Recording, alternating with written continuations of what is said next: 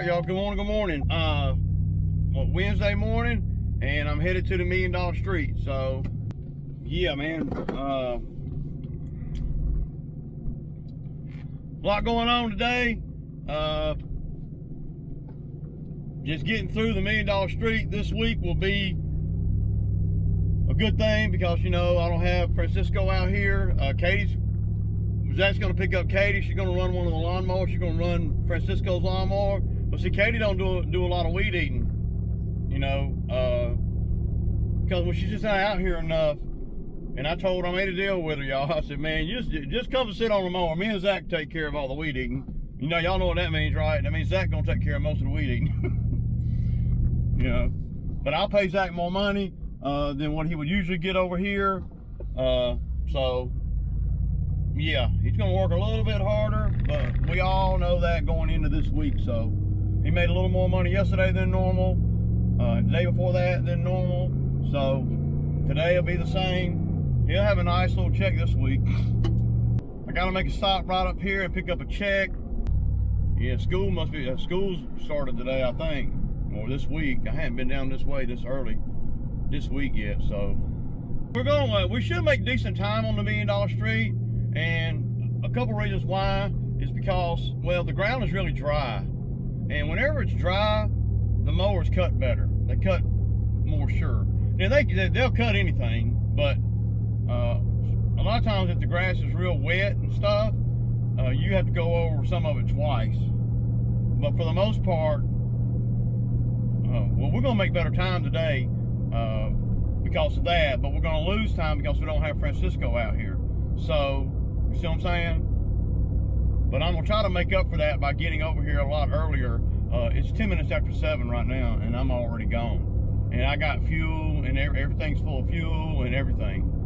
So, I don't have to stop anywhere but just one place to pick up a check. And I could probably wait till this afternoon to get the check, but she left it out, so I'm gonna grab it and it's right on the way. This afternoon I'll be, you know, hot and tired, and I'll be like, man, I don't even want to fool with no check. So let's go on and get the check. This is a check from, I don't know, a few days ago or whatever, you know. But if we can get these done today, then that really opens us up, because the whole thing this week is to free up enough time where we don't have to kill ourselves, and we got time to do the pine tree cleanup over there with the Bobcat. So, you know, that's where we're at, man. I got a brand new chain for my big saw, not my great big saw, but my mid saw, and a new bar for it. I've had the bar for a minute. I just want to get this, you know, it's to me, and I know y'all know I like doing the big cuts, but these cuts over here, they require a lot of resources, and there's a lot of stuff that can go wrong over here. It pays great, but whenever I'm going over here to this job, because it's so big, they're so big and everything, and you know, some of the customers over here, well, one of the customers over here, he's kind of volatile, man. I mean, I don't never really know what I'm gonna get. One minute he's cool, the next minute he's like, you tripping, Ray, and blah blah blah. So, you know, I don't know, man. Yeah, all that there, y'all. One good thing about leaving just a few minutes earlier, man, it make a big difference on the traffic. Big difference. So I appreciate all the comments on the video yesterday, and I'm not saying that doing that either way is right or wrong. I'm just saying that that's one of the reasons why I do things that I do. And the channel's all about, more really about plotting and planning and being efficient, and, you know, the thinking behind a lot of stuff that, you know, we do out here, that I do.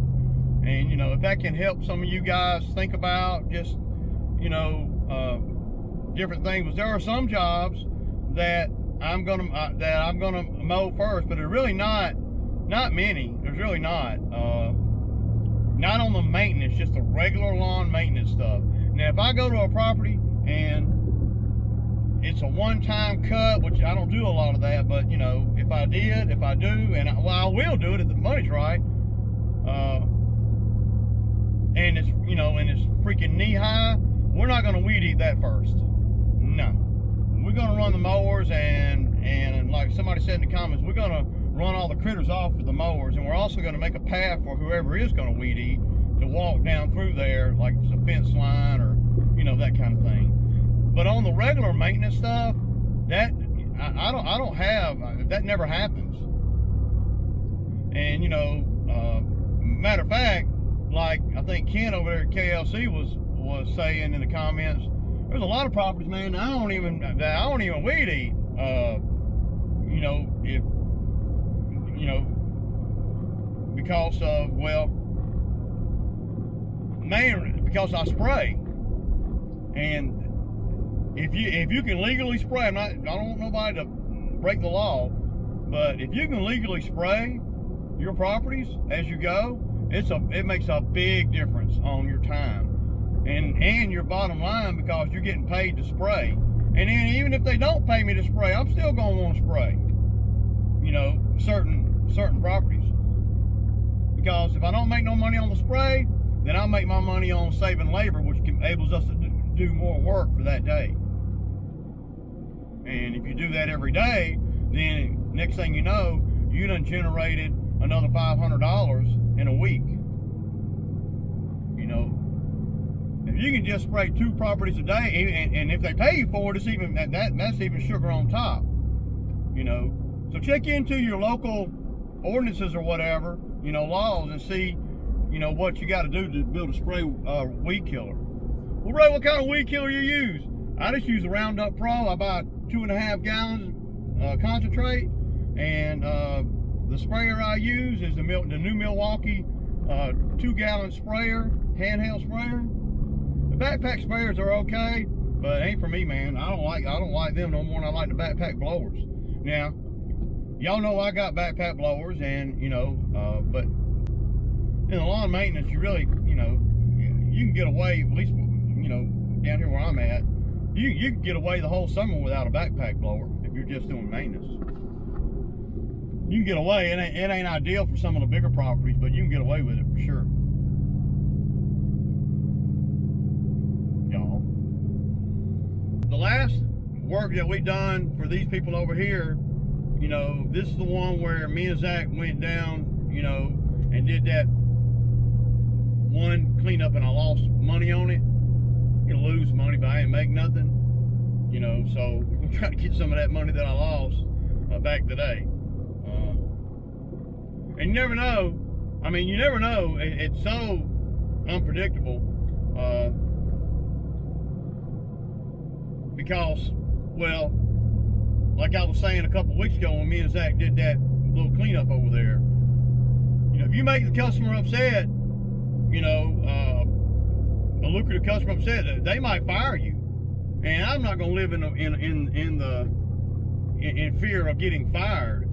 But the practicality side of me says, you know, you really don't want to lose that customer. At least not now. If you're going to lose that customer, let's wait and let him refer you to a couple more money customers, and then maybe it'll be okay to lose them. See what I'm saying? Because people with money run with people with money. And you know, most all the jobs that I got with big customers or big properties, it came from somebody else that had a big property. You got to kind of, you know, bounce around and hope that you can get some referrals before you end up losing ones. It's inevitable you're going to lose customers. That's, you know, that's going to happen. So you need to seize.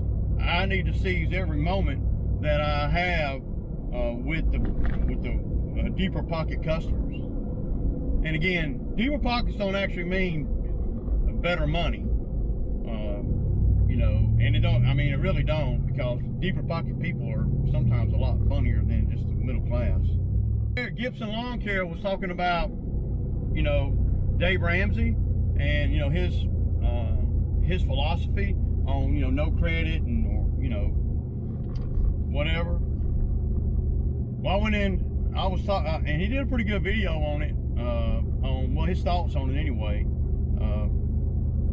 And I'm a Dave Ramsey fan, but I know that it's not hardly practical for guys like me, or guys like that are out here doing this kind of work. I mean, it applies, but if you follow Dave Ramsey's hardcore beliefs and everything on finances and stuff, it'll take you forever to grow a business like this. Anyway, take you forever, because his philosophy is don't finance nothing.